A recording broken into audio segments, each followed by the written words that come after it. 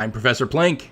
I respond to various theological and ideological questions and claims from a rationalistic and naturalistic approach in an effort to give and explain the opposite viewpoint and help to balance the conversation. You know, I was having a thought just before I went live. Matter of fact, I had it about 10 minutes ago, and I thought, you know what, I should really get around to making an intro video for my live streams. You know, a little 60-second or so kind of a countdown with an intro song kind of a thing. And of course, I just had that thought 10 minutes ago, so it wasn't enough time to do it for today. But what do you think? Should I make an intro video for my live streams for all future ones and get that ready by the next time we do this? I think that might be a good idea. Well, welcome everybody. Welcome to a new month, September the 1st. Thanks everybody for being here today, and happy Blasphemy Day. It's Sunday, so, how was church this morning? So, of course I didn't go, and I don't think most of you did either, but it's the start of a new month, September the 1st, and also Labor Day weekend, so for at least those of us here in the States are going to get an extra day off. Nice 3-day weekend here. And I, for one, certainly need it because it has been a rough week, particularly rough in terms of the heat. Wherever you may be located, you might have it a little better. I hope you do. But in my neck of the woods, it was into the triple-digit degrees all the days of the week. And it was particularly rough because some of the classrooms that I've been in this week had busted air conditioners. So it was extraordinarily rough getting through the lesson plan when you're standing up there trying to give your lecture and you're just, wiping sweat off of your face every 5 seconds. It was a rough week. So I'm looking forward to a nice long weekend. And, halfway through it already. But I had a good day yesterday, because I found a new show on Netflix that I ended up binging the entirety of it. If you've not heard of it, it's called Chaos, and it's just new on Netflix this weekend, and it's a bit of a modern take on Greek gods, if they were around in modern day, and Jeff Goldblum plays Zeus, and I really, really enjoyed it. I don't often binge my way through an entire series in one day. Usually I like to spread them out, even if they're all, already out, like on Netflix, I'll just watch one per day until I get all the way through it. I have to really enjoy something to just blitz my way through it in one day, but I did, and I really, really enjoyed it. So I highly recommend Chaos if you are looking for something to be into. It might have something to do with the fact that it's about gods and religion and how much the gods suck. And that's kind of the through line of the entire series, is just how awful the gods are and how awful they are to the people. I don't know. That kind of appealed to me, I guess. All right, well, thanks for being here today. Here's what we're going to get into today with this live stream. So the main thing we're going to be looking at is we're going to be taking a quiz that I found online that talks about the intersection of science and religion, and it gets your view on them and kind of gives you a score of where you fall in terms of believing that science and religion can coexist. So we're going to do that. And of course, also we'll be talking about some news stories in the realm of religion that have taken place over the last couple weeks. I'll take some questions from the fans from the previous live stream a couple weeks back. And of course, anybody who drops any super chats in will get priority, and I'll certainly be answering those questions and mentioning those. So send those in if you like as well. Also, make sure to check me out on social media, my Twitter, my Patreon, Teespring, if you want some merchandise with my cute little pink cycloptic tribble face on it. Those are all linked below in the description as well. All right, so let's dive into our first thing, and that is this religion quiz that I found. So let me pull it up. The first thing we're going to do before we get into it is check the source, basically, because it always matters where a test was created, who created the test, because you can really get a sense for if there's any bias that's going to be involved in it. Well, this particular quiz was created by a website that is called Theos, theosthinktank.co.uk. So, what is Theos? I had never heard of it before, but it's a think tank that is based out of London, England. And so I found a little write-up on it. Theos is a Christian religion and society think tank researching the relationship between religion, politics, and society in the contemporary world. Theos aims to impact opinion around issues of faith and belief in society through research, publications, media engagement, podcasts, animated videos, and events such as debates, seminars, and lectures. Theos is headquartered in United Kingdom in Westminster, London. So, it is from a website that is a theistic one. So that immediately, gives a bad impression that, these questions are going to be biased, this whole test, this whole quiz is going to be biased in favor of religion, and that remains to be seen. We'll see. I haven't taken it yet. I've only briefly skimmed some of the questions. But, so on the one hand, it might seem, because it's a religious organization, that it's going to be biased, but on the other hand, it's not an American religion institution, which is where you tend to get, the crazy Christian nationalism. It's a London-based organization. It's been around for quite a while.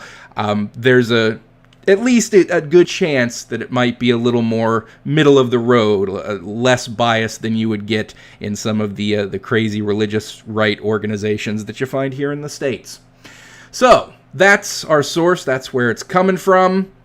So let's take a look at some of these questions then. Here's the Science and Religion Compass Test. So science and religion, where do you stand? It says science and religion, everyone seems to have an opinion. They're at war. They're at peace. They don't overlap. It's complicated. Take the science and religion quiz and work out where you stand and why it matters.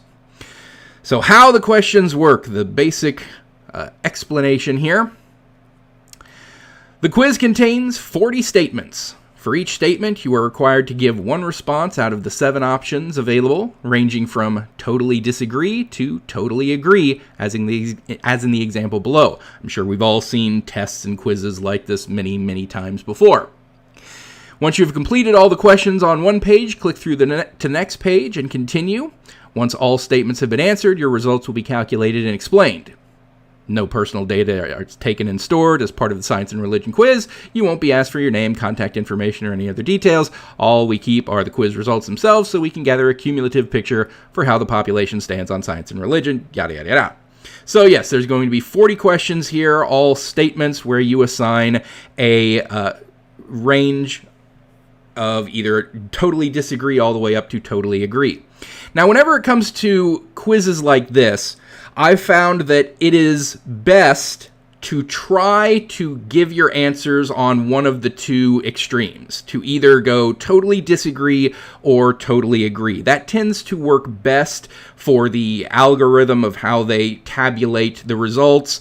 If you're putting right in the middle, neither agree nor disagree on a lot of them, that's basically the same as not even really answering it because you clearly have no position on that subject.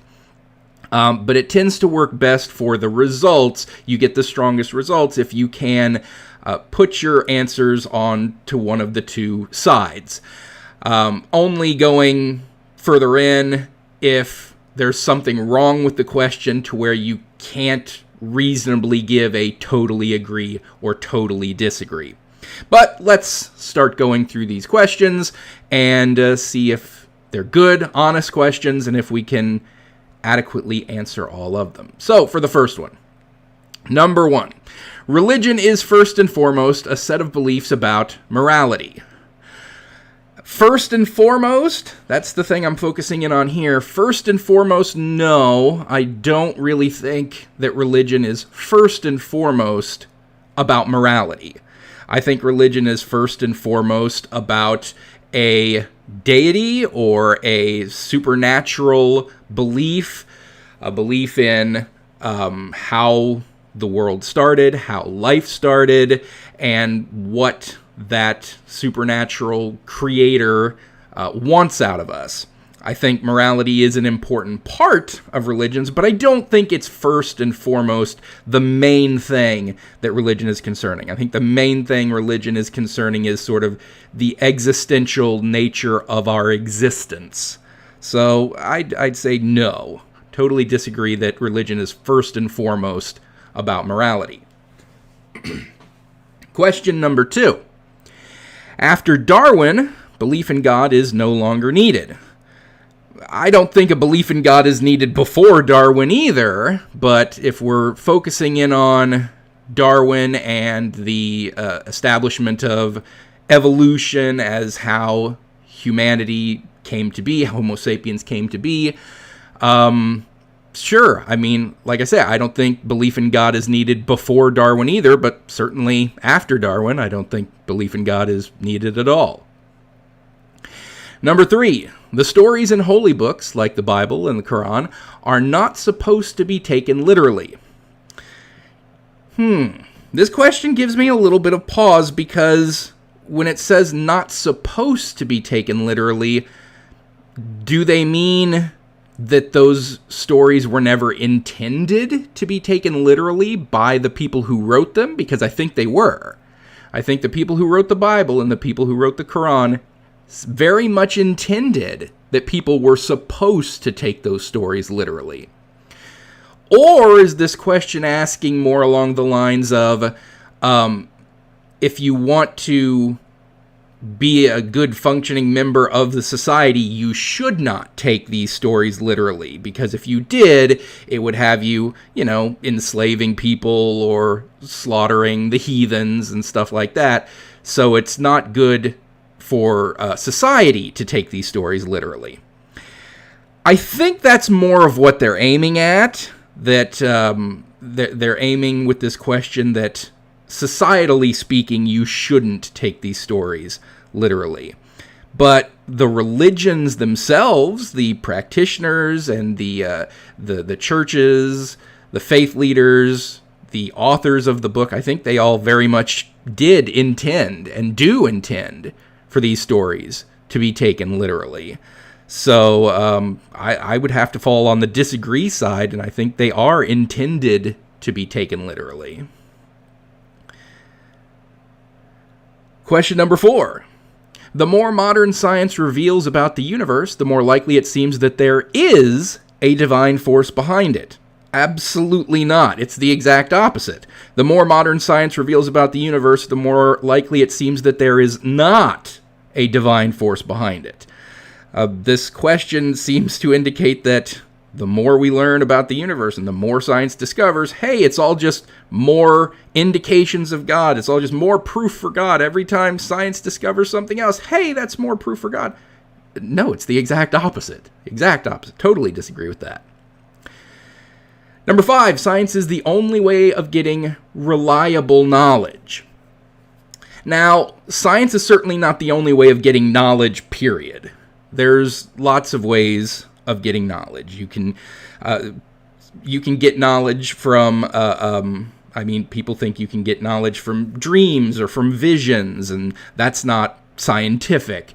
You can get certain knowledge from intuition, and that's not necessarily scientific. But when it says it's the only way of getting reliable knowledge, that's where I can very much agree with it. Because a lot of those other ways that I mentioned, getting knowledge through intuition, that's not very reliable. You can intuit any number of things. You can have two people who intuit things totally differently. One person intuits that we should be kind to one another because that seems intuitive to them. And then another person who has a totally different cognitive makeup can see it differently. And they intuit that you should screw people over to try to get ahead in life. And they both came to that through intuition, but it's certainly not reliable that one or the other is going to end up being more successful in how they approach life and approach their relationships with others. So no, the only real reliable way of getting knowledge is through empiricism, the scientific method. So yeah, I would very much agree with that. Number 6, miracles are an essential part of religion. I don't think so. I think there are religions that don't rely on miracles, and I think you can be a part of a religion without ever experiencing miracles, without even necessarily believing in miracles. You could be part of a deistic religion where you believe that God created the universe, God created life, and then totally stepped back and doesn't interact, meaning that there are no miracles, but you still believe in God, you still believe in an afterlife, you still believe in souls, you still believe in the supernatural, and you can still be part of a religion, but not necessarily think God interacts and performs miracles. So, while miracles are fairly common, extremely common in most organized religions, I don't think that they are essential. I don't think that it is impossible to establish a religion without miracles. 7. Science is not affected by bias. Science makes every effort to minimize biases, but there's always going to be biases. Anything that is constructed by humans, anything that is maintained and performed by humans is going to be affected by bias to a certain degree, because we're all biased. We all have our ideas, we all have our positions, we all have favoritism towards our ideas and positions, and so there's always going to be an element of bias. Now, science goes out of its way as much as it can to minimize those biases. That's where you get things like repeatability and experimentation and doing controls for your experiment so that you can try to minimize any biases that you might have as the person constructing the hypothesis. We have peer review, where you publish your findings and then other people who do not have the same biases as you go through them and test them themselves and check your work. So we do try to minimize biases in science as much as possible. But to say that science is not affected by bias, I can't say that. I want to lean on the agree side, but I can't go totally agree. I got to go next to it. Strongly agree, science is not affected by bias much, but there's always going to be some inextricable element of bias. 8. The more we understand the human brain through medicine, the harder it is to be religious. I can agree with that. I mean, the more we understand how the human brain works, the harder it is to believe in a soul. The harder it is to believe in an afterlife, because we know that literally everything about personality and how the brain works is all done in the brain, and you can change it. You can change it through the introduction of certain psychoactive chemicals, and you can change a person's personality. You can affect people's memories. You can implant false memories. You can make them forget memories that were a core part of their personality, and thus change fundamental aspects of their personality. Phineas Gage got the spike through his head and survived, but it radically changed his personality as a result. So it's certainly more difficult to believe in the soul, afterlife, or any kind of transcendental notion of the spirit the more we understand the human brain. So I can go with that, yeah. Number 9, science needs faith to work. Oh, I hate this question because it depends entirely on what we mean by faith, because oftentimes religious people will say this all the time, that, hey, it requires faith to do science. But faith in a scientific term means something totally different from faith in religion, because faith in religion is the assurances of things hoped for, or confidence in things not seen. And that's not the same thing that science is talking about when it talks about faith. The faith that one needs to do science are basic axioms that one simply cannot do anything without. Things like repeatability, that the laws of physics work the same way today that they did yesterday, and they will work the same way tomorrow. That's a kind of axiom that one needs to accept in order to properly do science. And one could call something like that faith. But it's based on experience. It's based on reliability, that the laws of physics have always worked in the same way throughout all of recorded existence, throughout all of time. So the idea that they would change tomorrow for absolutely no reason seems silly. So that axiom is based on billions of years of physics working the same way. On the other hand, the kind of faith you find in religion, where they believe in an unproven God, they believe in hearsay accounts of miracles from 2,000 years ago that were written down in a book decades after they supposedly happened by people who did not witness them themselves, and then that book was translated and retranslated and edited and changed and reworked, and parts were omitted, and now they read it in the King James version of the Bible, and hey, I'll take it on faith that actually happened. I mean, that is totally different from the kind of faith of believing that the laws of physics will continue to work in the same way. So I will say that it does take a modicum of faith to believe in science, to accept science, but not very much of it, and not in the same way that faith is considered with religion. So I can't totally disagree with it, but very strongly disagree that science needs faith to work. 10. The dangers of science outweighs its benefits. Absolutely not. The benefits of science far outweigh its dangers. And I mean, what kind of dangers are there to science beyond, like, science fiction, where a scientist creates Skynet and it ends up destroying all of society, and the scientists they really should have realized that creating AI was going to doom humanity. I don't think something like that is ever actually going to happen, and I tend to think that the possibilities of something like that are very low against, curing smallpox, right? I think vaccines, something we got through science, is a benefit that far outweighs any potential dangers of science in the future. So absolutely disagree that the dangers outweigh the benefits.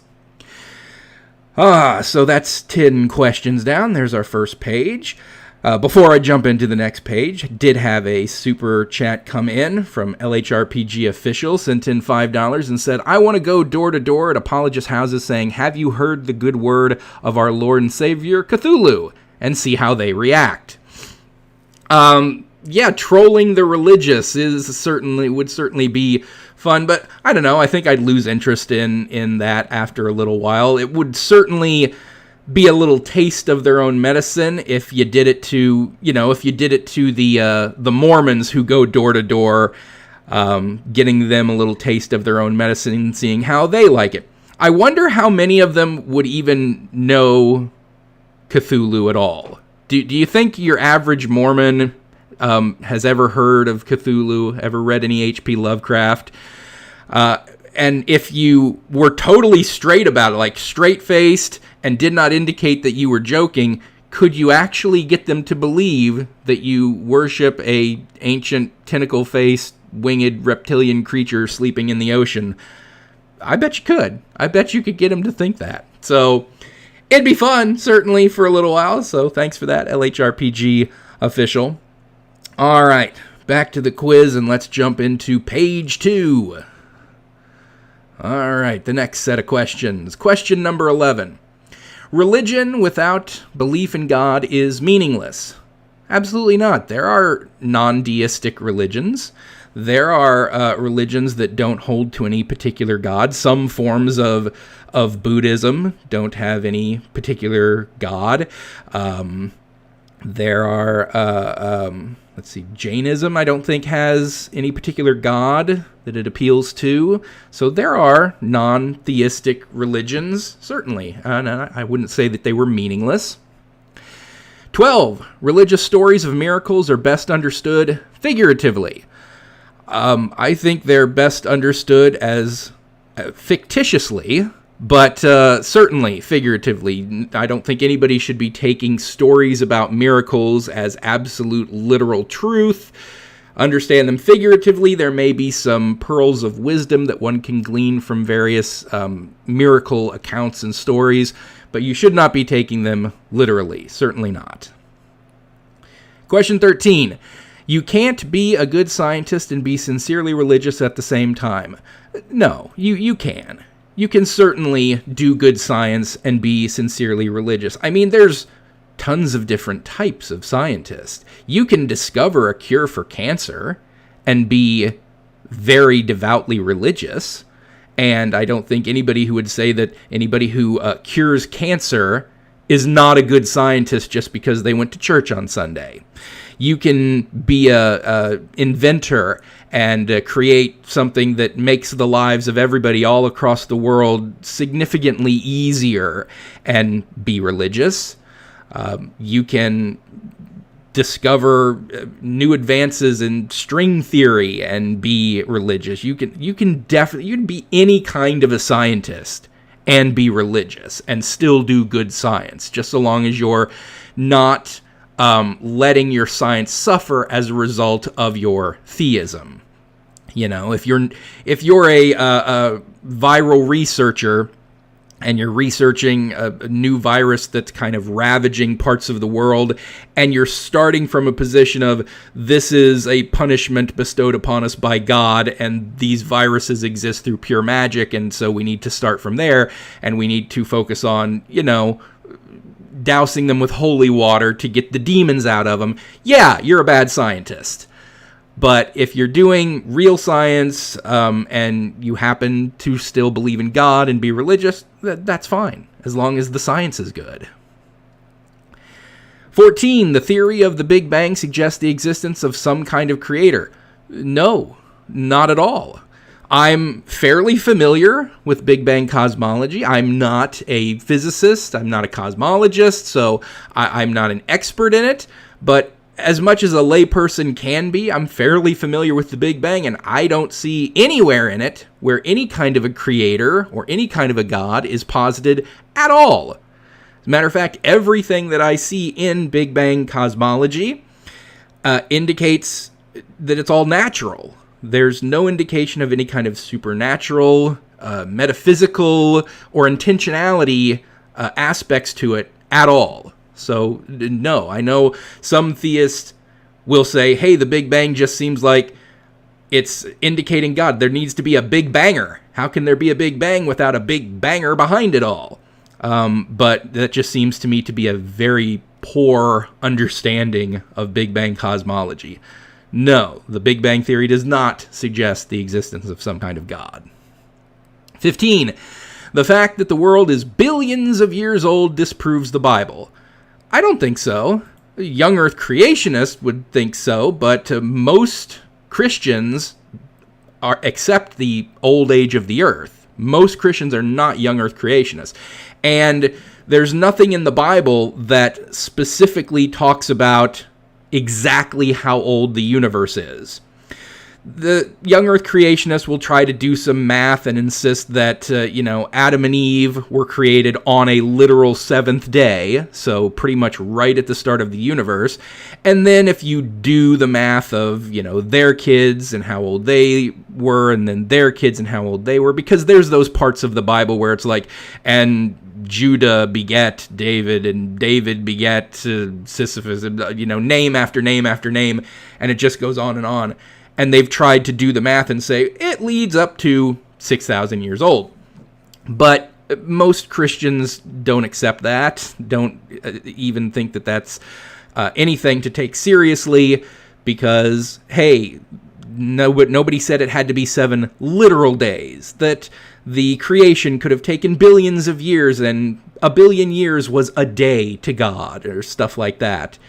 So, no, the old age of the universe does not conclusively, in and of itself, disprove the Bible. There's tons of other stuff that does disprove the Bible in many, many, many places in different ways, but I don't think that that's one of them. 16. Science can answer big questions about life and meaning. Sure. This would be easier to answer. I mean, it's kind of a broad question. If you gave us some of those questions, if you gave an example of the kind of big questions about life and meaning. But yeah, science can answer how Homo sapiens got here on this planet. That's a big question about life, and evolution and natural selection can certainly answer that. When it comes to meaning, science could answer how we derive meaning for ourselves by using neurology, understanding how the brain works and how personalities develop and how we are motivated by the things that we're motivated by. So that could be an explanation for meaning. So yeah, science can answer some of them. There may be some that are easier to answer than others, but sure, it can. 17, prayer is purely a form of therapy or meditation, but it doesn't make any real difference to the situation. Yeah, beyond what it does for you personally, I would say that that's true. Prayer can put you in a better mindset, and, if you're dealing with a lot of bad stuff, a lot of adversity, you lost a job, your significant other is cheating on you, and you just had a loved one die all in the same week, that can be really rough. And if you're a religious person and you pray, and that gives you some peace of mind, and that helps you psychologically, then sure, I'm not saying that can't happen, but in terms of I prayed for this thing from God, and because I prayed for this thing from God, God gave me this thing, no, that's not any real difference that prayer can make. So it can only really help the person who's praying in terms of their state of mind. But no, it doesn't make any other real difference to the situation. 18, science makes philosophy redundant. Philosophy is a big area that covers a lot of different things. And no, I don't particularly think science makes philosophy completely redundant. Philosophy covers all sorts of notions of why we should do things, why we should act in a certain way. Secular humanism is a philosophy. So, if this question had been science makes religion redundant, it might be a little different. I still don't know that I would agree with that. But philosophy in general, certainly not. Philosophy and science are fundamentally seeking to answer different things. Science is looking to explain the why of the universe around us, the physical world, explain the physical world to us. But philosophy is more about how we should act, how we should do things, how we should construct society, how we should act towards one another. Those are things that science can impact, but philosophy is not made redundant by it. 19, religion tells us something new about reality. It tells us something false about reality, but anytime a new religion is constructed, I guess it's trying to come up with something new, but it's not about reality. It's false. So no, it's not telling us anything new and true about reality. It's telling us things that when a new religion is constructed, it's new, but ultimately false. And it's not about reality, it's about a fiction. So no, religion does not tell us something new about reality. 20, science has nothing to say about religious beliefs such as reincarnation or resurrection. Sure it does. It's that they don't exist. I mean, science can certainly talk about how things die, and whether or not it's possible to bring them back from the dead. And at present, it doesn't seem that that's possible. And certainly 2,000 years ago, it didn't seem that that would be possible for a human. And reincarnation, that's the idea that, your soul or your spirit goes into another life. But if science is disproving the soul or the spirit, which we talked about a little earlier, about how we know how our personalities form and our memories work, and we know how the brain works, and it's tough to believe in a soul if you understand that. So yeah, science has something to say about those religious beliefs, that they're not real. All right, so that's question 20. We're halfway there. Question 21. Religion is about how you live your life, not about what you believe. I mean, it's about both, so disagree. It's as much about what you believe, and in some cases it's more about what you believe than how you live your life. There are plenty of people who live their life very differently throughout the week than they profess when they go to church on Sunday. There's the whole idea that there are people who sin all week long and then go get saved on Sunday. So they're religious, but their religion and how they live their life are two totally different things. Question 22. Scientists disagree with one another, so why should we believe them? I disagree with that. Religious people disagree with one another, so why should we believe them?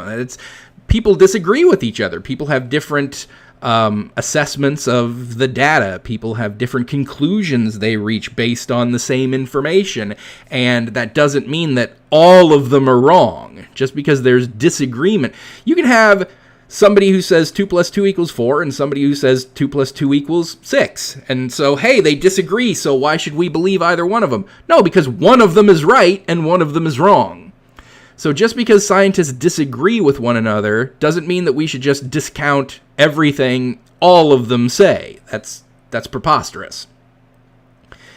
23. It is not scientific to believe in the soul. Yeah, I mean, we've been talking about that throughout this whole thing. It's not scientific to believe that your mind, your intelligence, your memories, your personality can exist outside of your brain, outside of a body, and can move on either in the form of an ethereal, intangible spirit or go into another life form, and that different being can retain some of the memories or personality aspects of somebody else who died, years ago on the other side of the planet. So there's nothing scientific about belief in the soul. 24. Science is the only thing needed to solve climate change. Yes. I mean, what else could?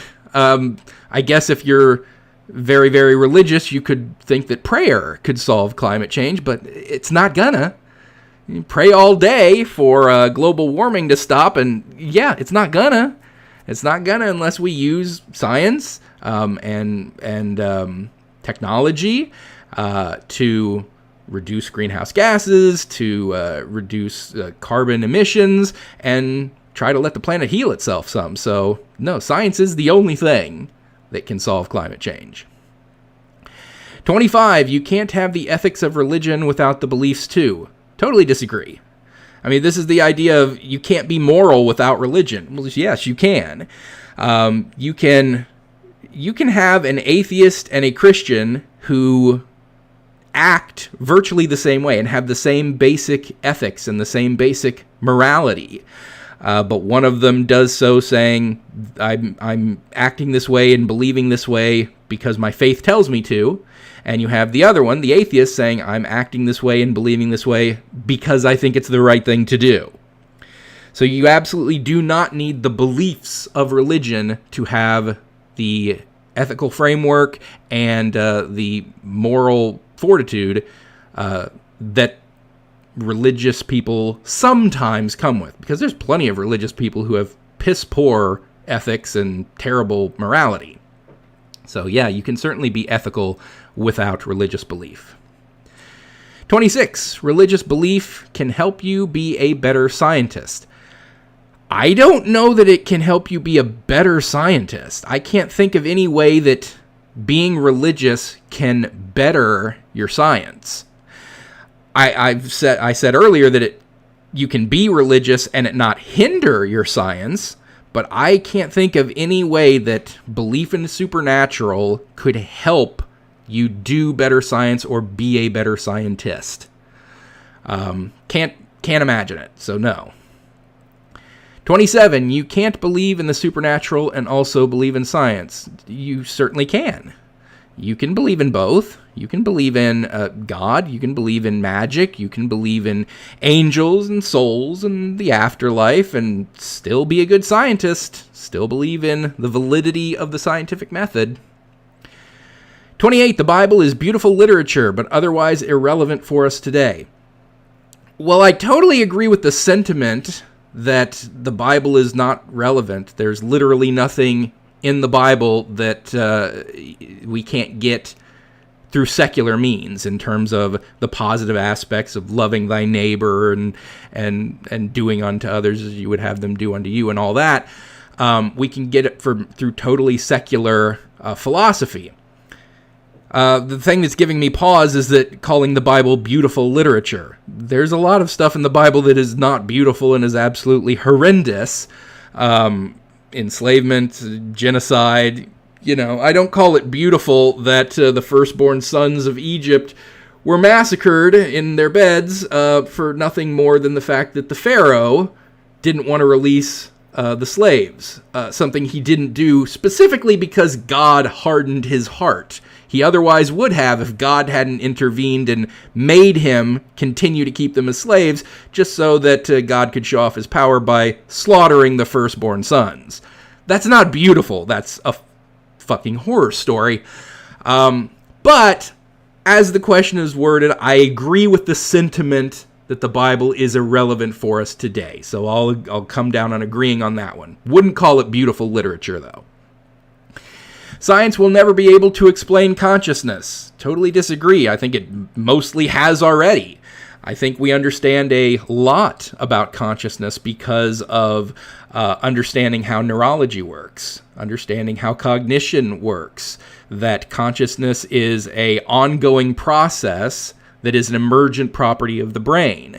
We understand tons about it. I don't think the average layperson understands a lot about neurology, and so it's easier to default to it's magic, it's a spirit, it's a soul, we're a ghost driving a meat suit.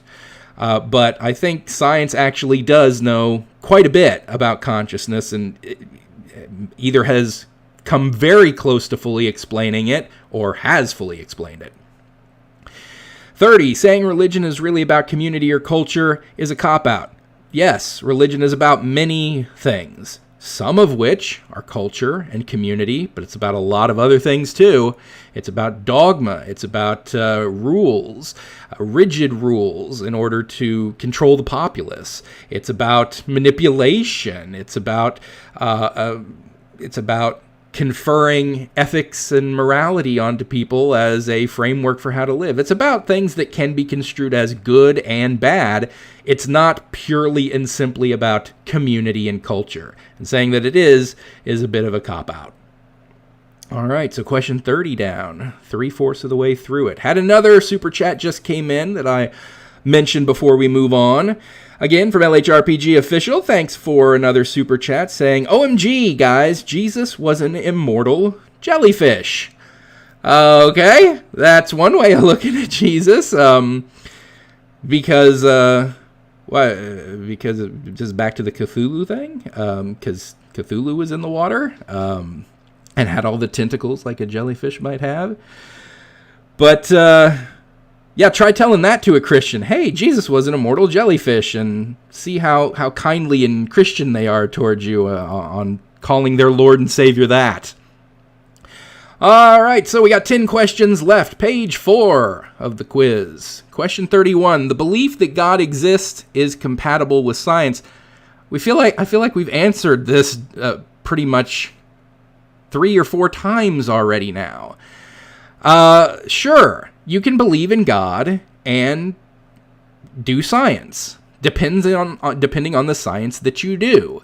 I don't think believing in God is incompatible with cancer research. I don't think believing in God is incompatible with, it's not even incompatible with evolutionary biology, because there are plenty of Christians who believe in evolution. They just believe that God is pulling the strings on it, and it just so happens that God is doing so exactly the same way it would happen if there was no God and it was happening totally naturally. So, yeah, you can believe in God and do science. You can believe in God and still agree with all scientific findings and all scientific principles. It's very hard to be a fundamentalist Christian, and for that to be compatible with science. Young Earth creationism is not compatible with science. But the broad claim of believing in God, yes, you can believe in God, and that is totally compatible with science. Just depends on how you view your idea of God. You can fit your idea of God into what science has proven to be the case. So, sure, you can believe in God and still believe in science. 32, science changes too much to be trustworthy. No, that is the opposite of how things work. The fact that science can change is to its credit, because when you get something wrong, it is good to be able to say, hey, we got this wrong, so now we're changing things so that it's more accurate. This is something religion has a very, very hard time doing. Religion is very slow to change. Religion is immensely slow to admit its flaws in the past and admit where it has been wrong in the past. That's why, one of the many reasons why religion is untrustworthy, because they cling to their wrongness rather than admitting to it. That's not something to be praised. That's not someone who is trustworthy. If someone has been proven to have lied, or at the very least been incorrect about something, but they still cling to and insist that they were right when it's proven that they were wrong, that person's a jackass and should not be trusted in the future. The boy who cried wolf, and then it's been proven that, hey, we had a video camera on the field and there was no wolf. You're wrong. You lied. There was no wolf. No, I was right. There was a wolf. It was an invisible wolf. That's why you couldn't see it on the video. But there totally was a wolf there. Versus somebody who claimed that there was a wolf. Hey, video proving there's no wolf. All right, I was wrong. There was no wolf. I was lonely. I just wanted people to come and hang out with me in the field. So that's why I said it. I'm sorry. I was wrong. The person who admits that they're wrong is better, is more trustworthy in the future because they admitted to their faults. So science changing is a benefit, is a good thing. They should be praised for changing where they get things wrong in the past, because that means science is always getting more accurate. It's always getting closer to the perfect truth of reality. Whereas religion is lagging behind, insisting that they were right all along, even when they're proven wrong. 33. Spiritual forces are real and active in the world today. Absolutely not. I don't believe in anything spiritual. I don't believe in spiritual forces. Don't believe in demons. Don't believe in angels. Don't believe in ghosts, spirits of any kind, souls, afterlife. Nope, not real. 34. Science will be able to explain everything one day. I agree with the sentiment. I don't think human science will be able to explain everything one day, because I think we'll probably go extinct long before we explain everything.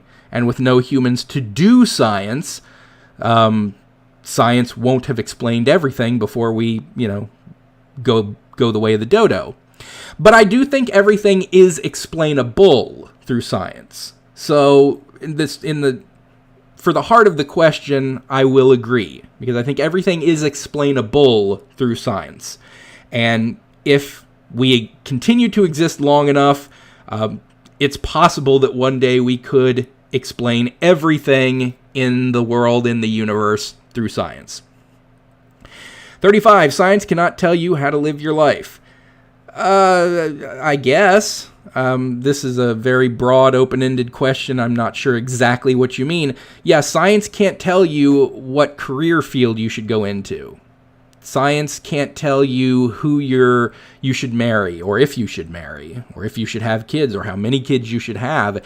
There might be kinds of algorithms that you could run that could give you probabilities on what sort of career path you'd be most suited for, but you could go into that career field and then you end up having a asshole boss, or you get put on a particular job or duty that doesn't suit you, or you don't like your coworkers, stuff like that. Like, it can at best give you probabilities, but it can't tell you exactly what's going to make you happy. I don't think science is quite that advanced to be able to accurately pick out everything that one should do with their life. 36. Modern science has disproved the existence of the afterlife. To my satisfaction, I would say yes, but there are plenty of people the majority of people in this world do believe in an afterlife and don't believe science has disproven it. I don't think it's the job of modern science to disprove an afterlife. It's this is the reversal of the burden of proof. It's the incumbent upon the people positing that there is an afterlife to prove that there is an afterlife, not the job of modern science to conclusively disprove any and all conceptions of an afterlife. So, no, by the way the question is worded, I would not say that science has disproven the existence of an afterlife, but I don't think they're trying to either. 37, science can now explain things like music, literature, and the arts. Sure, absolutely. We can explain through science why we find music enjoyable. This goes back to neurology, understanding how the human brain works, understanding how personalities work, all the things that we find enjoyable in the arts, why we like stories the way that we do, why we find a certain kind of painting beautiful, why we find certain kinds of sculptures enjoyable. We can explain all of that through neurobiology. We by understanding how the brain works, we can explain why we like the arts the way we do. 38, religion's real purpose is about life before death, not life after death. Well, real purpose. Some people might think that the real purpose of religion is about getting people to live in a certain way. I mean, there are some religions that don't even really hold to life after death at all. Reincarnation is not particularly about heaven or hell or a particular afterlife, but going on to a different life. So that's not necessarily a religion based on an afterlife. And there are some religions that don't posit any afterlife at all. Some religions talk about annihilationism, that bad people simply cease to be after their death, and those who were good will get an eternal life in the bodily form. Judaism, some sects of Judaism think that eternal life in the kingdom of God meant an earthly kingdom and bodily resurrection, and then you'd live for all eternity in a body in the physical world. No, I don't think the real purpose of religion is about life after death, or life before death, or life after death. Different people have different concepts of what the real purpose of religion is. 39, science can sometimes damage people's sense of morality. I'm not sure how, because science doesn't tell you anything about morality. Science just simply explains the natural world, seeks to explain the natural world as accurately as possible. If some people find that damaging to their morality because their morality was based upon an idea of the supernatural, and science dispels the notion of the supernatural, and so that hurts their morality, I mean, that's really was more of a fault of how you constructed your morality than it was a fault of science. All science was trying to do was tell you, why fire burns, tell you why the wind blows, tells you why gravity works the way it does. If that hurts your morality, that's the fault of your moral framework. That's not the fault of science. And 40, final question. You don't need to believe in the supernatural to be religious. So is it possible to have non-supernatural religions? I'm not sure that you can. I think any notion of religion requires some kind of supernatural belief. It doesn't mean you have to believe in a god. It doesn't mean you have to believe in an afterlife. But you do have to believe in something outside the realm of the purely natural, I think. I'm unfamiliar with any way that one could be religious without believing in some kind of supernatural. So I think you do need to believe in something supernatural in order to be religious. All right. So we've got our 40 answers. Let's see some results. Oops, something went wrong. What do you mean something went wrong? Please try again. Are you crazy? I can't get my results. Are you kidding me? Oh, for frick's sake. Oh, this is an utter fail. Oh, for crying out loud. I can't get my results. I'm not going to go back through all this again.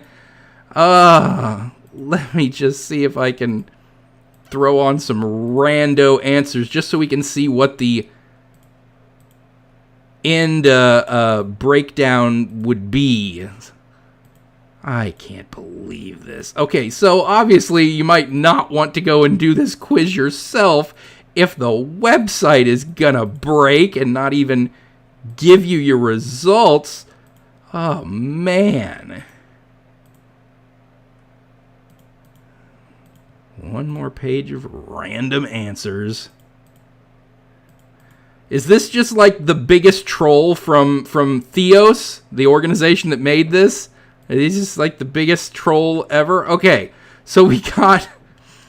These are obviously not my actual results because I just threw in random answers there, but this is where the compass will give you. It'll give you substantive versus functional and pluralism versus scientism. And your results will end up somewhere on this compass. We can't trust this because it's probably not accurate to any of the real answers that I gave. And then we also have a scale of compatible versus incompatible, whether you think science and religion are more compatible or science and religion are incompatible. Can't believe it crashed on me like that. Okay, so what I may do after the live stream is I may go back through it and put my real answers into it and see where I ended up on the actual compass, and I'll if I do so, I'll put that into the comment section and I'll pin it so you can see where I fell on the science and religion compass. God, what a fail. That's crap. But anyway, yeah, this is where your compass will be, somewhere between scientism and pluralism. I would imagine on this dimension, I would be pretty far over here on the scientism side of it, rather than the pluralism, very much favoring science over religion. And then substantive versus functional. I guess that's whether you think religion has a function, has a purpose in society versus you'd rather get rid of it. So I think I'd probably be on the side of religion is not particularly got a good function for society. And I'd probably fall closer on the incompatible side of things, I would imagine. But yeah, that's that's the kind of compass results that will come up, and website fail. So maybe I'll get my my actual results up there in the comments a little later on. All right, so that is the quiz from Theos and the science versus religion quiz. Before we move on, we've got another super chat that came in from Shabd Bagat. I'm sorry if I mispronounced that in any way. Said, hi, found your channel a few days back, loving your video, new subscriber from India. Well, thanks a lot. Thanks for being here. Thanks for being a subscriber. Thanks for liking the videos. And thanks for coming and hanging out with us on the live stream. And thank you very much for the super chat. So this is from India. That's really cool. I'm glad that I'm reaching out all across the world to people of all different cultures. So thanks for being here. All right, so now we're going to move into the next phase of the live stream, and that is religious news. We're going to talk about some of the stories that have come out of the world of religion over the last few weeks, and specifically some of the stuff that's more impactful for the major religions. And the first one was coming out of the Mormon Church. Story that comes out of Mormon Church, and, you know, that's the Joseph Smith stuff. I always remember the South Park episode, Joseph Smith was called a prophet, dum dum dum dum dum. So yeah, the Mormon Church just issued some new policies that will probably put the hackles up of, I think, anybody of decent morals concerning trans people. So, the Church of Jesus Christ of Latter-day Saints, known widely as the Mormon Church, issued a slew of new policies this week, expanding its restrictions on transgender members. It's actually, this article was put out on August 21st, so it's a couple weeks old at this point, but since the last time we talked and had a live stream, this has been put into effect. The policies include rules barring trans people from working with children, becoming priests, and serving as teachers. The church also expanded on the existing rules that barred trans people from being baptized. So that's right, if you're a trans person and in the Mormon Church, you can't even be baptized, which I believe they think you can't get to heaven if you're not baptized. So hey, if you're trans, they're going to make sure you burn in hell, even if being trans in and of itself is not a vital sin that's going to get you tossed into hell on its own. They're going to make sure you get tossed into hell by not baptizing you. So work around for the whole being trans might not be a mortal sin, but we'll make sure you burn for it. But the part that really should be annoying and frankly should piss anybody of conscience off, trans members will also face possible annotation on their membership records, grouping them with churchgoers who have committed incest, sexual predatory behavior, sexual violence against children, and embezzlement of church funds. So, if you are a trans member of the Mormon Church, they consider you right alongside people who have abused children, groomers, committed incest, and stolen from the church. You're just as bad as all of those people. That's how bad they see being trans. So, yeah, that should instantly irritate anybody, if you weren't already irritated enough at the Mormon Church. Church leaders counsel against pursuing surgical, medical, or social transition away from one's biological sex at birth. The Church's General Handbook states, leaders advise that taking these actions will result in some church membership restrictions. Yeah, I'd call it a heck of a restriction if they won't let you be baptized and they're going to group you together with the perpetrators of CSA and people who have stolen money from the church. So, yeah, whereas some religious organizations are getting better over time, are becoming more accepting. We saw that with the Southern Baptist Convention, accepting female pastors or accepting gay members and stuff like that. Just a few months ago, the Mormon Church decided, no, we're going to go the other way. When it comes to people who do not identify with the sex they were assigned at birth, we're going to make sure you don't get baptized. We're going to consider you the worst kind of people, right alongside the child abusers and the incest people. And yeah, we're going to do everything we can to make your membership here at the Mormon Church as terrible as possible. So, yay on you, Mormons. All right, move to another story. This one, some nonprofit newspapers endorse candidates, so why can't churches? New lawsuit asks.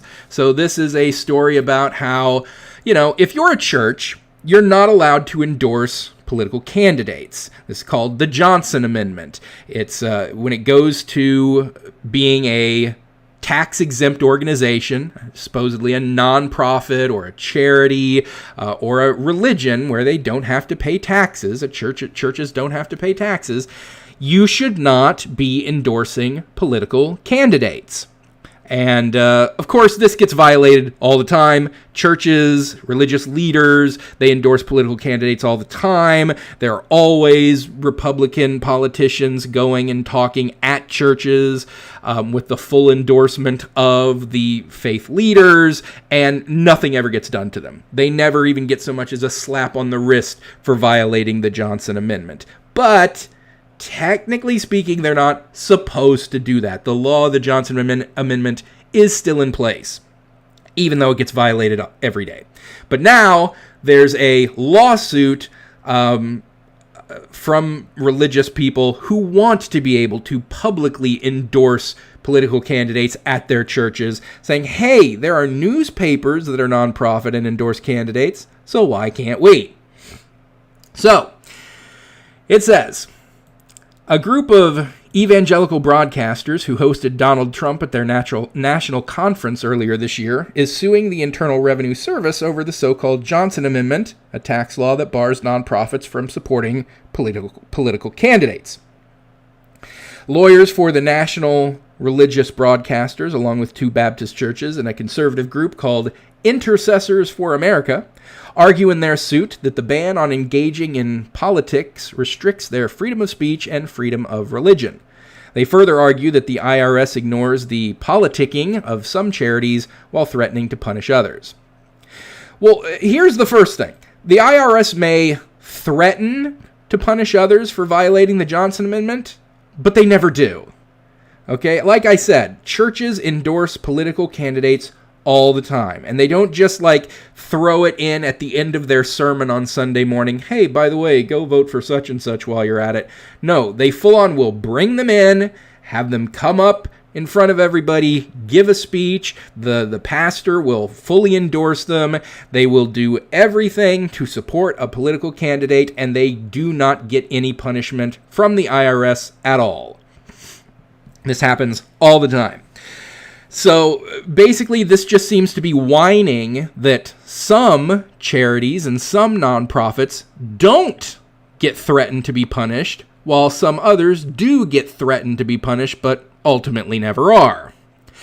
In the lawsuit, they cite the Philadelphia Inquirer. They say the Philadelphia Inquirer is a nonprofit newspaper, and it publicly endorses candidates. So why can't churches or other Christian groups do the same? So that's what their lawsuit is claiming. Well, why is it that the Philadelphia Inquirer and some other newspapers can do this? Why do that? Why are they allowed to endorse candidates without getting even so much as a threat against them for doing so? Well, they talk about it somewhere further down.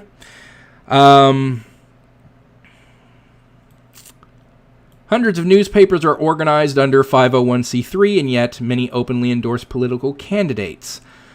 Others make statements about political candidates that constitute forbidden statements under the IRS's interpretation of the statutory prohibition against supporting or opposing candidates. So that's their claim, that they openly endorse political candidates.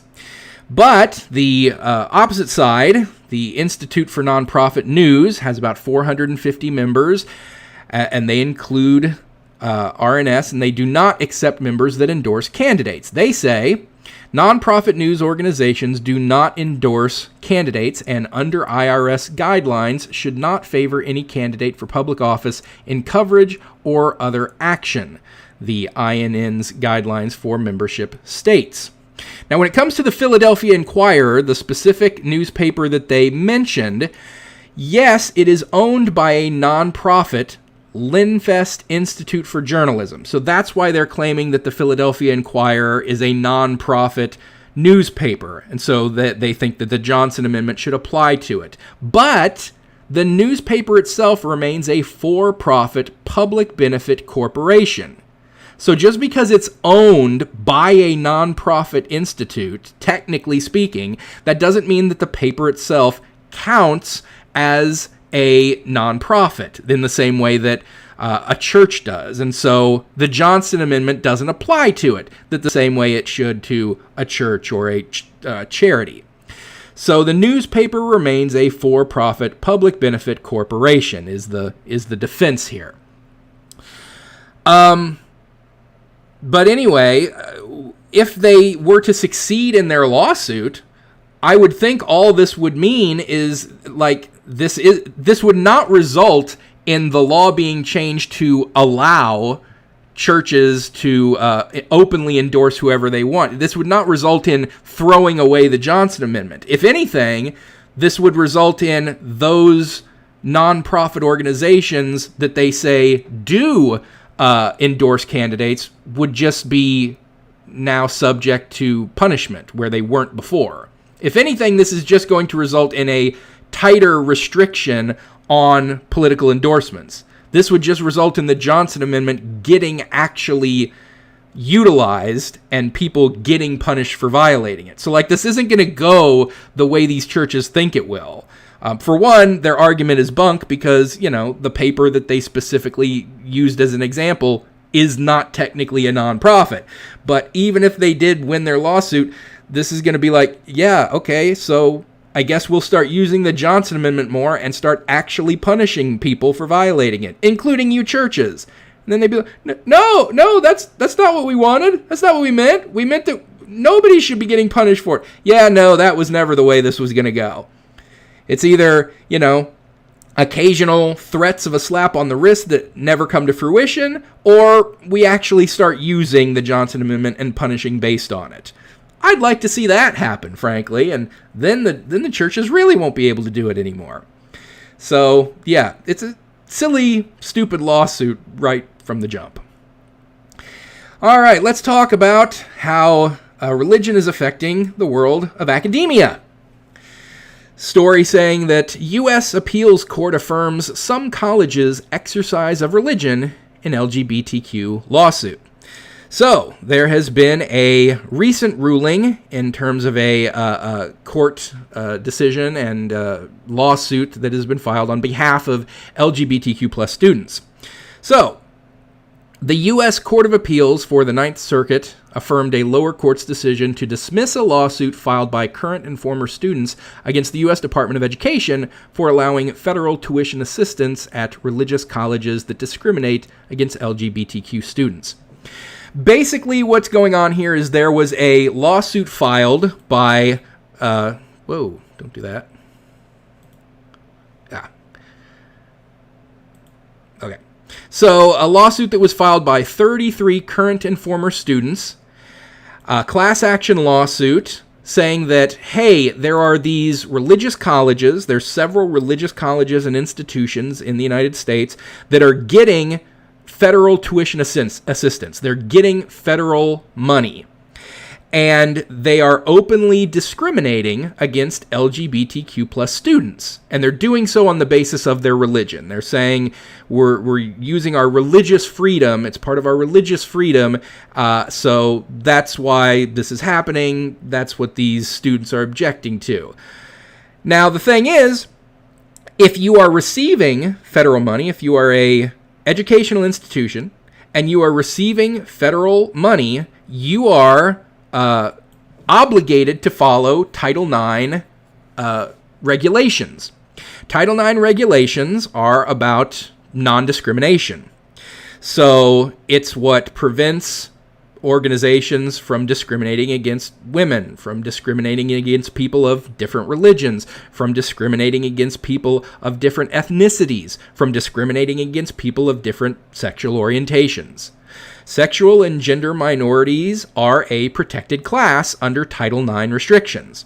And anybody who is accepting federal money, any colleges, universities that are accepting federal money, are bound by Title IX restrictions against discrimination.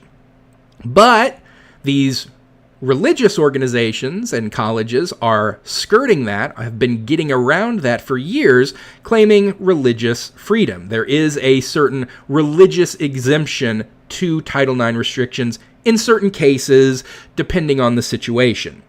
Now, they don't go into a lot of detail on exactly what happens in terms of this discrimination. They don't fully explain everything in terms of the discrimination that they're alleging. What they do say is bad enough. They say in the lawsuit, the plaintiff's attorney said the department's current inaction left students unprotected from the harms of conversion therapy, expulsion, denial of housing and health care, sexual and physical abuse, and harassment. So we aren't necessarily just talking about some LGBTQ plus students who felt that they weren't made at home. They weren't welcomed with open arms or anything like that. We're not talking about an air of non-acceptance where they just felt uncomfortable. We're talking about things like conversion therapy. You know, that practice that is against the law in all 50 states. We're talking about expulsion, literally being kicked out of school for being LGBTQ. Denial of housing and health care, withholding health care treatment from students, and they're paying for health care as part of their tuition, but you're refusing to give them proper health care and proper housing because they're LGBTQ. Sexual and physical abuse and harassment. Again, they don't cite any specific examples. They don't go into detail about on this day this person was subject to this exact thing. But all of this stuff is terrible. If anything that falls under any of these is actually going on, that's horrendous. And certainly should not be part of a religious exemption to Title IX protections. Unfortunately, the U.S. Court of Appeals upheld the lower court decision to dismiss this lawsuit. So the lower court dismissed this lawsuit. The 33 current and former students appealed it to the U.S. Court of Appeals in the Ninth Circuit, and the Ninth Circuit upheld the decision to dismiss the case. So this case is effectively dismissed. It's gone. It's over. And they upheld the ruling that these religious institutions can discriminate against these LGBTQ plus students under religious liberty exemptions. So they say federal law explicitly protects the freedom of religious schools to live out their deeply held convictions, and we're pleased this legal victory protects Christian colleges' fundamental rights. Alliance Defending Freedom Senior Counsel Chris Shandeville said in a statement. Yes, protecting and continuing their religious freedoms to discriminate and harass and abuse and expel and deny housing and health care and attempt illegal conversion therapy on their LGBTQ plus students. Yay, what a wonderful ruling this is. So, yeah, not a great outcome on that one. But we're going to end with one more story that's a little nicer. Obviously, we've been talking a lot about Oklahoma schools in the last few months because Ryan Walters, the superintendent of public instruction in Oklahoma, has been talking all summer long about how they're going to have the Bible in all Oklahoma classrooms and that they're going to use it. And, of course, that violates the Establishment Clause of the First Amendment of the Constitution. But also, it's not anything that's been in effect all while he's been saying it, because he said this obviously kind of at the start of the summer. Well, schools haven't been in session all through the summer. So I think that was a very calculated thing to say, hey, we're going to do this right at the start of the summer so that he could get, a good 3 months of press and attention about it before schools actually started, and this ended up not happening. And that's what we were finding, that for most of the time, this isn't actually happening now that Oklahoma schools are back in session. And they specifically talk about a very large school district in Oklahoma, in Bixby, Oklahoma. Oklahoma's Bixby School District has lots to show off for a fast-growing Tulsa suburb.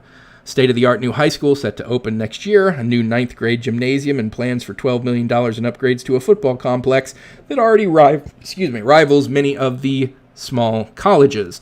But what the district does not have, as students return this week, is a Bible in every classroom, despite a statewide mandate from Oklahoma education chief to incorporate Bible lessons and promises of repercussions for those that don't comply. Other large school districts have also publicly indicated that they aren't making changes either. So, yeah, it appears that all across the state of Oklahoma, a very conservative, by all indications, state is not doing this, is not having a Bible in every classroom, is not teaching out of the Bible, and in terms of repercussions that Ryan Walters threatened, those aren't coming to pass either. So, it's unenforceable. Like, what are they going to even do if you don't have a Bible in the classroom? It's not like Ryan Walters has really any authority to just go around summarily firing all the administrators of any school that doesn't incorporate the Bible. I mean, for one thing, I don't think that's legal. And secondly, it would leave them with no teaching staff. Like, the schools would have to shut down. You can't just fire all the people who are not putting a Bible in the classroom once the school year is started, and then, who's teaching the next day, right? So there's been no repercussions to anybody who hasn't put a Bible in the classroom, and by and large, they're not using the Bible in classrooms. Most classrooms wouldn't have a use for it anyway. What math class is going to find any use in citing the Bible during a geometry lesson, Science class, if they're studying the periodic table of elements, well, let's see what it says in the Bible about this. I can't find anything about the periodic table in this damn thing, so it would be useless in most classes anyway. Of course, there's been a lot of talk about why Ryan Walters has done this in the first place, and there's been ideas that he's trying to cozy up to Trump in the hopes that if Trump wins a second term, that Ryan Walters would get elevated to, Department of Education or something like that, even though Trump has said he intends to dismantle the Department of Education. But there's also been rumblings that he's just been using all of this as a smokescreen to try to throw off the press from talking about some of the other legal battles and troubles that he's finding himself in. Among his Republican colleagues in the legislature, patience with Walters appears to be wearing thin. State Rep Mark McBride, a Republican from Moore who chairs the subcommittee that funds public schools, earlier this month sought an investigation into Walters over what McBride says are failures by the department to comply with legislative directives on funding and provide requested documents on expenditures. More than 24 GOP House members signed on to McBride's request, prompting Speaker of the House Charles McCall to request an independent investigation of the Education Department. So, it seems that there's accusations or rumblings that Walters has misspent money, has not used educational funding properly the way he was supposed to, and is not providing the right documentation to check to make sure of that. So the idea has been floated that maybe all of this Bible in every classroom is just a smokescreen to throw off the scent about the downright illegal stuff that he allegedly may have been involved in. So anyway you slice it, it looks like the water's getting a little hot for Ryan Walters, and in the meantime, Bibles are not particularly in heavy usage in Oklahoma classrooms. So that's good news, I would say. All right, so that is religious news from around the country recently. A couple more super chats have come in while we've been talking about the news. We had one from Anonymous Pie, sent in a super chat saying, substantive equals religious claims have substance. Functional equals they serve a social function, I suspect. I think that's probably accurate, talking about the science and religion compass test that we took a little bit ago. Yeah, the up-down, the vertical aspect of the compass had substantive at the top and functional at the bottom. I think you're right that if you fall in the substantive side, you think religious claims have substance, i.e. they're accurate, they're true, there is a God, there is supernatural, there is the soul and all that. If you fall further down on the list and on the functional side, that you think that religion serves a social function at best, that the only thing religion is good for is its social utility, not that it's actually accurate. I think you're probably right, and that's what the vertical line would indicate. And I would probably fall further down on it, on the social, onto the functional side of it, because I don't think religion is true. It might have some social utility and function, but that's all it's good for. So thanks for that, Anonymous Pie. Also had one from Chirigo, sent in a super chat saying, "Can you react to How Atheists Lie to Themselves by Kyle? I would love to see your opinion on it. I think it'd be great to see what you think of it." How Atheists Lie to Themselves, is that a video here on YouTube? If it is, or if it's on a website or something, once this live stream is over, go into the comments and post a link to it in the comments section. I will absolutely give it a look, and if I think it's something I've got thoughts about, I will certainly attempt to make a response to it. So thanks for that, Chirigo. Thanks for the super chat. All right, so next thing up is some questions from the previous live stream. So every time I finish a live stream and it goes up on my channel, if you have any questions you would like me to delve into in a little more detail, you can put them in the comments section, and then for the next live stream, I'll go into the comments section, pull a few out that I think are good, and spend a little time talking about them. So we've got a few questions from the previous live stream a couple weeks ago. So the first one, this one comes from Sorcerons, and it says, "What are your feelings on repeated arguments? I specifically mean the idea of hearing an argument in a certain context by a professional and using that same argument or example while debating topics such as the ones discussed here. I often hear people such as yourself saying, 'You've heard that argument 100 times already,' sometimes knowing exactly which apologist they learned it from. This is an issue for me because I don't want my arguments to be taken the same way, discarded or ignored if they've already heard it phrased the same way before. Where do you draw the line for using the same argument? And do you think it's important to use different analogies, comparisons, or putting your own spin on it?" So yeah, when I respond to theistic claims, I very commonly will hear not just the same argument, because we all know that there's very few new arguments in the realm of religious apologetics. You know, I've heard the teleological argument, the argument of design, many, many different times. I've heard the cosmological argument many, many different times. But very often they will be repeated verbatim, word for word, exactly the same way by different people. And that's where it becomes patently obvious where they got it from. Like, for instance, the Kalam cosmological argument. William Lane Craig pretty well literally wrote a book on it, and he talks about it all the time. And he's a very popular apologist who goes out and on to different shows and other people's channels all the time talking about it.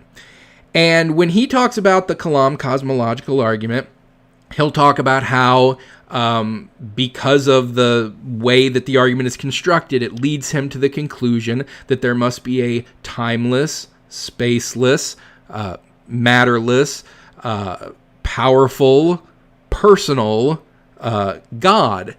And then you'll hear other people in different videos and on different shows bring up the Kalam cosmological argument, and they'll say the exact same thing, the exact same list of qualities that they think God must have in the same order. That God must be timeless, spaceless, matterless, powerful, and personal. Like the exact same list of things in the exact same order. It's pretty clear where they got it. They're repeating verbatim the exact same argument in the exact same way. Now, that doesn't mean automatically that one should discount that argument just because they got it from someone else. But I oftentimes just get a little tired of it because I've already addressed it, and other people have already addressed it. And when you're not putting any new spin on an argument, you're not explaining it in a different way, or you're not bringing anything new to it, if it's already been debunked when William Lane Craig said it, then we're just doing a repeat if we're debunking it when exactly the same way when somebody else repeats it verbatim. So when I try to give my argumentation, my line of thinking, I sometimes have pulled ideas from other counter-apologists and other philosophers. When I talk about the Big Bang Theory, I oftentimes am taking it directly out of textbooks or directly off of websites. And when I do that, I'll usually put them up on the screen and direct quote them.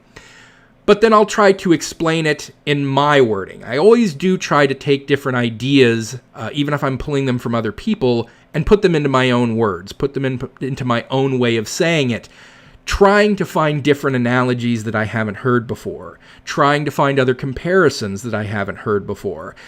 Because even though it's still the same basic argument, I think finding different ways to explain the same concepts is very helpful. Because if a particular analogy that a person has heard before doesn't work with them, it doesn't resonate with them, a particular analogy doesn't convince them, maybe a different analogy will. They'll understand that a little bit better, even though it's the same, making the same kind of an argument. So I do think it's important to always try to be doing something new with your argumentation. Even if you're debunking the same argument you've debunked 100 times before, even if I'm addressing the teleological argument for the 100th time, I want to try to address it in a way I didn't address it last time, or I've never addressed it before, so that I can, at the very least, find a different way of expressing the same idea. Because maybe the last way I did it didn't work with everybody. Maybe this time it will resonate a little better if I find a different way of saying it. So yeah, I think it's not the worst thing in the world to get your arguments from other people, but try to find at the very least your own way of putting it. Otherwise, you're just a rerun. You're just a mouthpiece for someone else. Another question. This one came from Kenny Martin, 5976. Hi, Plink. Small criticism I wish to address. I think it's very important to point out that when talking about the religious freedom news, that when the Christian right says religious freedom, that in truth is simply code of Christian privilege. They do not actually care for religious freedom. What they're really after is to be privileged over others. They want the exclusive right to discriminate against others, especially minorities, and I think that failure to point this out is somewhat neglectful on your part. It's important to point out the hypocrisy of the Christian right, especially their lawmakers, and to point out their coded and loaded language when they use it. Absolutely, I agree, and maybe I haven't done enough to make sure I do that in the past. When we were just talking about the story of the Christian colleges, or religious colleges who were discriminating against LGBTQ plus people, they were being defended by a group called it was like the Center for Religious Freedom or something like that. Yeah, and all they were trying to do was discriminate against LGBTQ plus people. They were trying to engage in conversion therapy. They were trying to deny them housing and health services. They were trying to physically or abuse them or harass them, like all sorts of awful things that they wanted to claim was part of their religious freedom. And yeah, it was just privilege. It was just privilege and the right to discriminate against other people. They do this all the time. Not every Christian does it all the time, and not every Christian organization does it all the time, but certainly there's way too many of them that do. That seems to be the entire basis of Christian nationalism, is just wanting to discriminate against others. Is, hey, we want this to be a Christian nation. You're not a Christian? well, we might let you stay here, but you're going to be a second-class citizen. That's not about religious freedom. That's about religious privilege. And certainly, Ryan Walters in Oklahoma, he wanted to put a Bible in every classroom, even if that was a smokescreen to just hide his illegal activity. The very idea of putting a Bible in every classroom is Christian privilege. There's no talk of putting, the Talmud in every classroom or the Quran in every classroom. They wanted Christian privilege. And that's very discriminatory towards anyone in the class who is not a Christian. So certainly, religious freedom is very often just a dog whistle for discrimination. Very often. I absolutely agree. Thanks for that. Question 3. This one from Bovine Joni 3745. Disclaimer, I'm not a scholar, but I am a dummy. That said, I have heard, I very likely misremembered or misunderstood, that Jesus preached about being cast into an eternal fire. The misinterpretation is that you burn eternally, but what it really means is the fire burns eternally. You're incinerated into nothing but eternal separation from God. I believe it was Dr. Price on a Myth Vision interview, whom I understand has since fallen out of favor with the channel's creator. Then Dante's Inferno drove everyone's imaginations wild, perpetuated by priests that want your money, and we've been traumatized ever since. Corrections and rebuttals are very much welcomed and appreciated. All right, so this is from the last live stream where the main topic we were talking about was hell. And so this is the idea that hell was ever intended to be the idea of it being an eternal punishment, of people being tossed into hell for all eternity to burn and be punished eternally. But instead, that the fires of hell are eternal, and that the people thrown into them, the souls of the wicked that are thrown into them, are obliterated. So basically the idea is annihilationism, that if you're bad, you get destroyed in the eternal fires of hell, but you are destroyed and you no longer exist at all. That's certainly a potential rebuttal towards the Christians who do preach the fire and the brimstone, and hey, if you're a sinner, you're going to go to hell for all eternity. Well, there's the idea that hell was never even meant to be conceived of as an eternal punishment. The idea of annihilationism, that the fire is eternal, but you are not. If you go into it, you're annihilated, you're destroyed. Hey, even if that turns out to be the case, even if I'm wrong for being an atheist and the Christian God does exist and everything, if the idea of heaven is that it's eternal worshiping of God, day and night, 24/7, for all eternity, on your knees, praising all the time, or I could get tossed into the eternal fires where my soul is annihilated and I cease to exist. Well, hell, as an atheist, I think I'm going to cease to exist when I die anyway, so that I don't see the downside. I'd much rather be annihilated and no longer exist than spend literal eternity in constant, never-ending praise of a being that I don't care that much for in the first place. Seems to me I'm getting the better end of the deal either way. If I'm correct in being an atheist and there is no God, I cease to exist after I die. If I'm wrong and this interpretation of the eternal fires is correct, I cease to exist after I die. Either way, I'm not out anything. How's that for Pascal's wager? So thanks for that, Bovine Joni. And one more question from the previous live stream.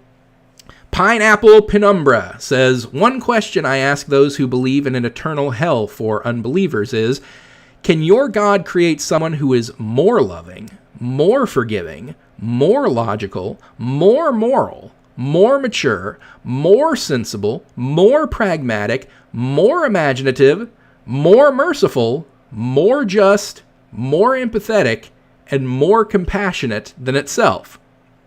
Being brought up brainwashed into thinking in an infantile way, they have the childish urge to apply all the superlatives to their deity, regardless of the logical problems such idiocy throws up, so they have to reply no.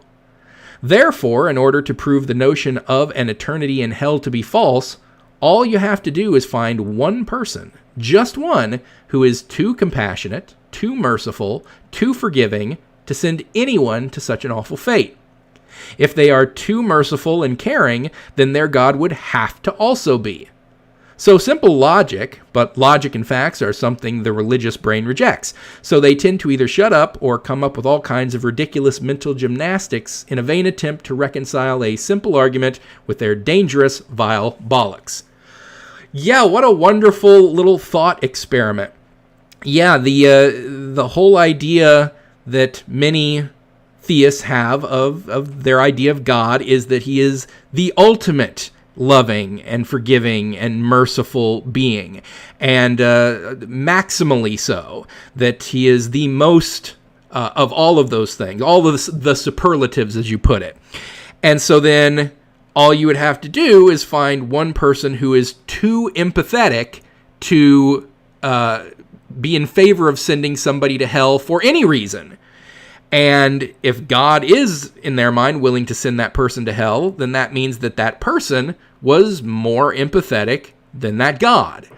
But if that God is supposed to be the maximally empathetic being, then you couldn't send that person to hell. More compassionate, if this is supposed to be the maximally compassionate being, then it would be too compassionate to send that person to hell. And then, yeah, you would absolutely see the mental gymnastics pop up. You see these mental gymnastics in William Lane Craig whenever he's presented with something similar to this, the idea that God should be too caring, too loving to send anyone to hell.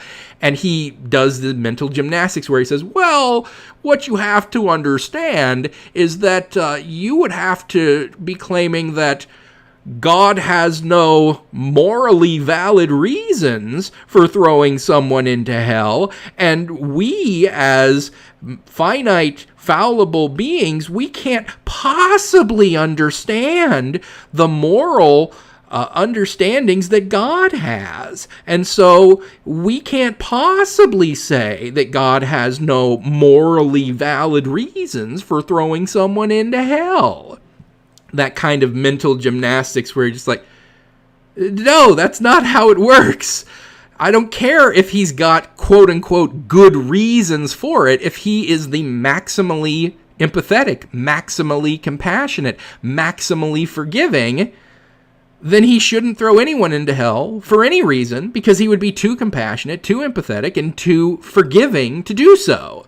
So, yeah, lovely little thought experiment that just, it causes the fundamentalist theist brain to just come to a grinding halt. So, thank you for that, Pineapple Penumbra.